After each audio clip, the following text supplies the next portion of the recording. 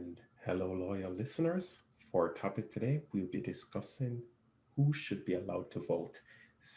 It's come to just our attention while discussing this between each other that right now it's just citizens that are allowed to vote in an election, primary or otherwise.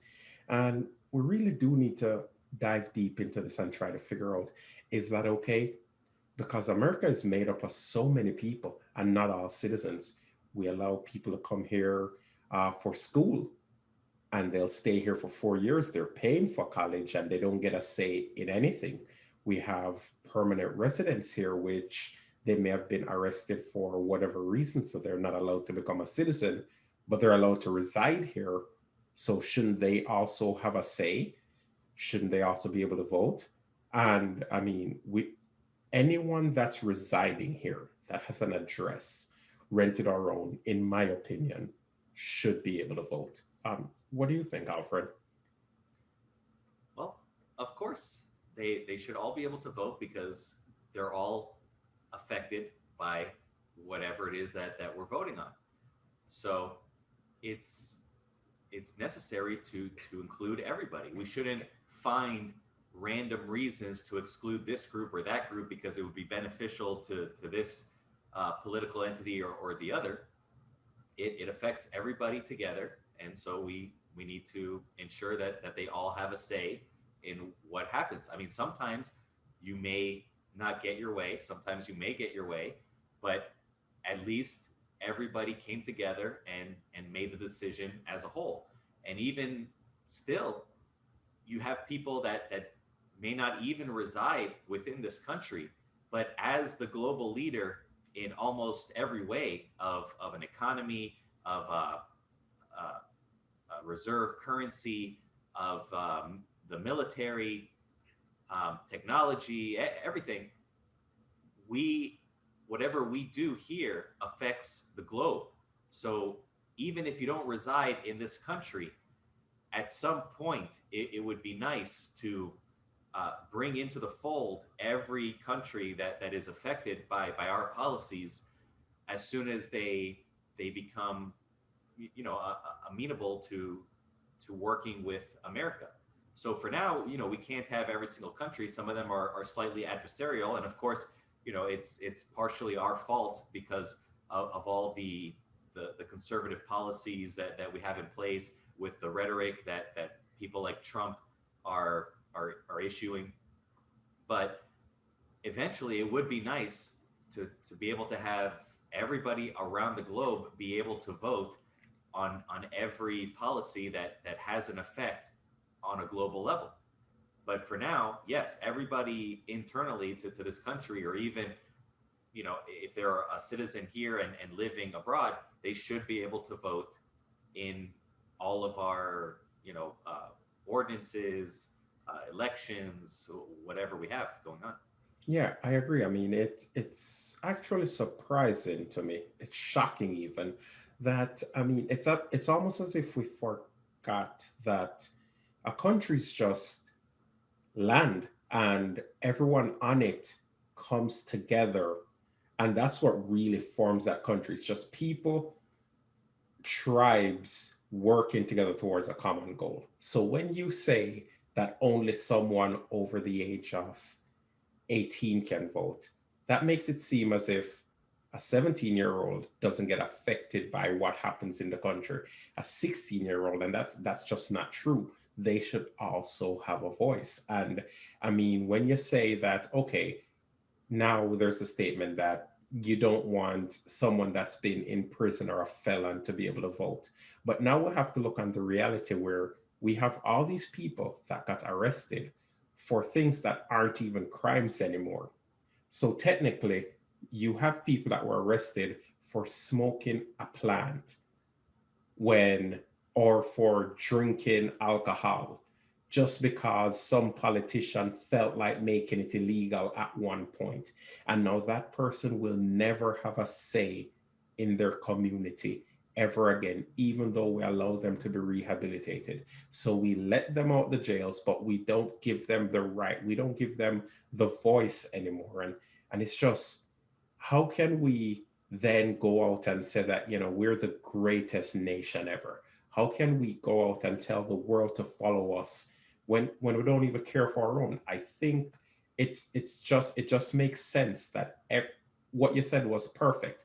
Everyone that is affected by something that we do should have a say in whether or not we should be able to do it. I think that was a perfect statement.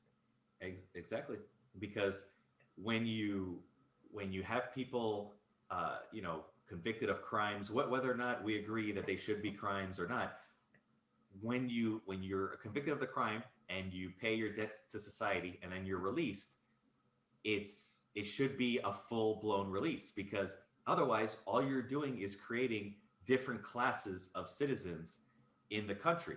You have some citizens that can own weapons, not that anybody should anyways, but you have some that can own weapons, some that can't, some that can vote, some that can't, some that can live near school zones, some that can't. So some that can work in these jobs, some that can't work in those jobs. It's not right. I mean, if you truly think that a specific person is still a danger to society in any way, shape, or form, then you're not done rehabilitating them. They should still be incarcerated and helped. I don't believe in incarceration for punishment's sake, but to help them. So yeah, if you're going to release them and you're not going to fully release them, obviously they're not ready to be released yet. But once you do release somebody, they should be a full citizen again.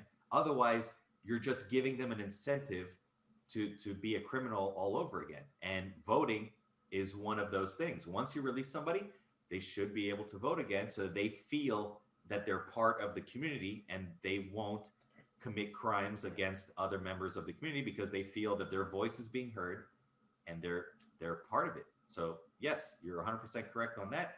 And all of these measures that are being taken to exclude people from being able to participate in votes, whether it's by geographic location, criminal history, citizenship, not having a little piece of plastic ID that says that it's okay to be alive as a human in the world.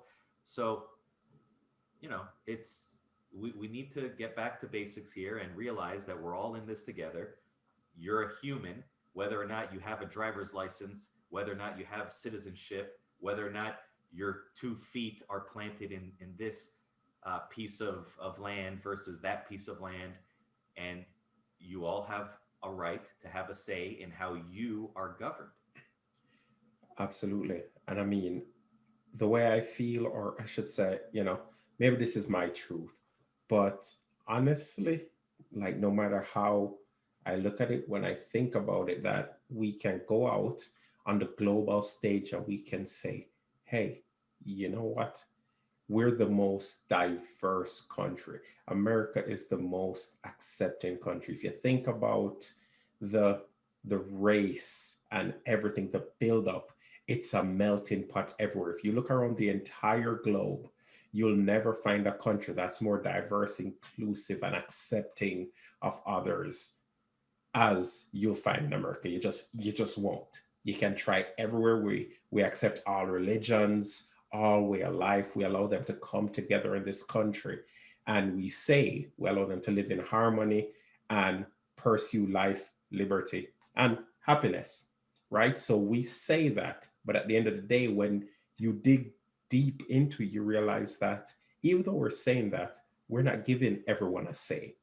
We're really not. And if you think about it, we're saying it on the global scale, but then once you actually take a plane and land here, you realize that you have no rights. You can't vote on the things that matter to you. You're treated as a second class citizen. You can't choose whether or not you actually will be able to get health care if you somehow trip and fall off that plane when you get here. And at the end of the day, that's just it's just not okay. Everyone should have a say in things like that. It is important. And it is important that we give everyone a voice, because otherwise we're really not trying to make an inclusive society if only a few elites at the top get a say of what becomes law and what doesn't become law. I mean, if we think about it, and it's so, just thinking about it sometimes, I mean, I try not to make it get to me too much, but when you hear, oh, this person is doing 7 years for prostitution, for example, and then you hear that this politician paid $12,000 for a prostitute and he doesn't do any time whatsoever, but that small few people get a say in it. I think we should be able to vote globally. If you're going to fly a, a person over here from another country and purchase services from her, I think that country, as well as this country, should have a say in whether it should be legal to do it so that she can have those protections. I mean, it's just unfair all around when you think about it. I don't even Yeah, want to talk about it anymore. I know how you feel, and even with our advertising of being open to multiculturalism and all inclusive inclusion, we fail even upon that. The moment the culture that we're trying to claim that we're including goes against our own culture, we we simply just tell them no, and we force them to abide by our own culture.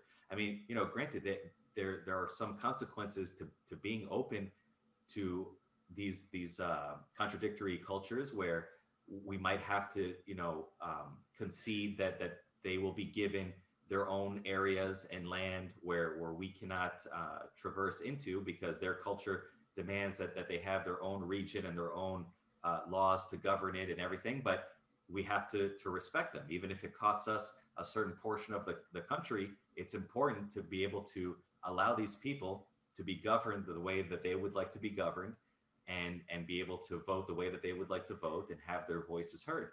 And then when you try to restrict people's ability to vote on whether or not they have a vested interest in something, I've heard this argument before where they say, if you're not an owner of the property, you shouldn't be able to vote on those local laws that govern the individual properties, like for ordinances, or how the city or region might take out a loan in order to pay for certain upgrades to public resources. And they'll claim that if you're only renting, you shouldn't be allowed to vote, which is ridiculous, because you live there, you're going to be affected by whatever it is that's passed. You should have a say in it. But they'll say that no, you shouldn't have a say in it, because if, let's say, there's a few houses in a row right next to each other, if two houses are owned by the single person that is living in each of the house, they're getting two votes and they have a large vested interest in what happens, because they own the property and they live there. And then the third house has a single property owner, but that doesn't live in that house. And of course, they have a vested interest in it because they own it, but they don't live there. But there are six people living in the house that are renting it.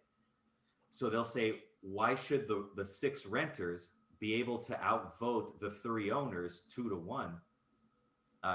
Just because they happen to be renting the home. They don't have a vested interest in what happens long term in the area, because they're not permanently affixed there.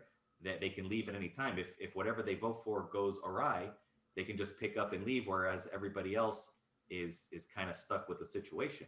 But that's incorrect, because those people are still affected, even if it may or may not be temporary. They live there. They should have a say in what goes on. And then they'll try to say, something like, well, but what if it's a hotel? The hotel has maybe three or four owners, and they determine how the hotel is run in its best interest to serve the visitors and make a profit. So you're saying that the 300 or 400 people that visit the hotel on a weekly basis should be able to vote on things like how the building, what color it's painted, whether or not they install a pool. And I say yes, they should be able to vote on it, because at the end of the day, it'll still help the hotel, because if they're the ones staying at the hotel and giving the hotel its profits, wouldn't the hotel want to know what it is that its clientele is looking for? Maybe they want that pool. Maybe they want the hotel painted purple polka dots, and it'll attract more clients. Why should the three or four, it's a small group of people. Why should they be the ones in charge of determining what happens to that hotel? It's they bought the hotel, they maintain it, they do everything. I understand that, but that doesn't mean that they solely experience the existence of that hotel. That hotel belongs to everybody who visits the hotel. And if everybody feels it should be, painted a certain color or have certain amenities, then the hotel should comply with their wishes. So everybody needs to have a say. It works for the greater good, and it's just, it's a human right. You should be able to have a say in how you're governed, how your area is governed. Absolutely. I mean, if you really think about, money as a whole, you go, you work your 40-hour week and you get your salary. That salary is the dollar equivalent of your time. So I am taking my life and I am handing pieces, minutes or hours of my life to this hotel. And this hotel is taking hours of my life. I absolutely should have a say. It only makes perfect sense. It's the same thing with telling a 16-year-old that he can only work for a maximum of 20 hours per week because of his age. And then when it's time to see whether that law should be removed and just allow them to work the full 40 hours, then he actually doesn't get a say in it. So you have adults just deciding that a 16-year-old should be forced to only work 20 hours and a 15-year-old shouldn't be able to work. But I mean, if you really think about it, if you're a 15-year-old and you're just as capable as anyone to stand in front of a cash register, take a certain amount of dollar bills, put in the cash register, hand the receipt over to them. And if we do get them to progress with that $15 minimum wage, then on top of that, that 15-year-old would be able to bring even more income home to his family, to his household. So you'd have the mother, the father, and now the 15-year-old also working, but they don't get a choice to vote on this. At the end of the day, it's where we can see the breakage everywhere, where if something is affecting you, then you should absolutely have a voice. I don't understand why this great need to take away the voice from people. It doesn't make sense to me. Then you get told, hey, you know what? We're gonna need you to provide an ID if you want to vote. However, if you move to a state and you have your old ID, that one doesn't work, even though it was issued by the exact same country. And no matter how you look at it, once you bring the ID in, they'll tell you that you need to have, to get that ID, you need to be living in this building for 1 year and you need 2 or 3 bills. And they make it so hard for you to get the simplest things that you need. And they just keep adding restrictions because if they can get anyone that has an opposing voice, anyone that opposes them, if they can stop them from voting, they can win. And we're so focused on winning as opposed to actually bettering society. And I think that's really where we're failing. It's that a vote should encompass all of society and it should take in everyone's voice so we can truly see what the entire community wants, right? We don't want to know what 100,000 out of 300 million people want. We want to know what 300 million people want. We want to put in solutions and laws that will benefit everybody. So we really do need to remove all these restrictions that we have because it's only making bad decisions. And I think we're seeing that in the direction the country has been going until recently, where as you can see right now, we're moving in a good direction now. And what's changed? What you can see is that what we're having now is the largest election turnout. We have people voting in higher numbers than ever before, and we still need it to go higher. So we need to remove even more boundaries. We need to get more people voted so that what we're seeing now is what the community, what the country actually wants. And yeah, I do believe that this will only get better once we start allowing more people to vote. Of course, all of these attempts at restricting who can vote is just a form of oppression. Their goal is control and to suppress people's points of views and their freedom of speech. So it's it's you know fairly malevolent, and they shouldn't be allowed to get away with this sort of thing. But of course, in order to make some sort of headway here, we need to have a vote that furthers everyone's ability to uh, increase the freedoms of everybody who lives here. So it's kind of a chicken and the egg. So we have to combat it through these grassroots roots movements that allows change to happen, even without a direct vote. Sometimes it might require protesting, sometimes it might require an impeachment, but however it must be done, we have to increase everybody's freedoms and ability to vote so that we can finally make decisions that affects everybody in an equal manner because they all voted for it and agreed on it, and or at least even if they didn't get their way, they accept it because they had a say in it and a chance to make it how they would like to see it. But it could change by the following election, but that only occurs when everyone is voting and they're allowed to participate, because right now you're just excluding large swaths of the population from participating. Of course they feel alienated and not part of society, and that's what um, feeds their angst, and that's why you see that there may be an appearance of an increase in criminal activity, but it's really what we created as a country by oppressing their ability to participate. I mean, if you're not allowed, if you're being invited to play a game, but you're not allowed to make any moves in the game or roll the dice or do anything, I mean, at any point in time, you might get frustrated to the point where you decide to just brush all the pieces off the board. Absolutely. I agree. These are the enlightening things that really come from these kind of conversations because you're absolutely right. That is why we have so many people that once an election ends, regardless of which side, you get a lot of upset people, and that's really what it is. It's they're upset because they didn't get the opportunity to cast their vote. They really didn't. The chips were stacked against them. It has to be a horrible feeling when one candidate wins and you know that you were interested in voting for the other candidate, but for whatever reason you weren't allowed to. They put so many hurdles in front of you that you just weren't allowed to. And it's hurtful when that happens. You having to accept that, it's just you can't expect anyone to be okay accepting that. And it really does paint that scary picture that how has this been allowed to go on for so long?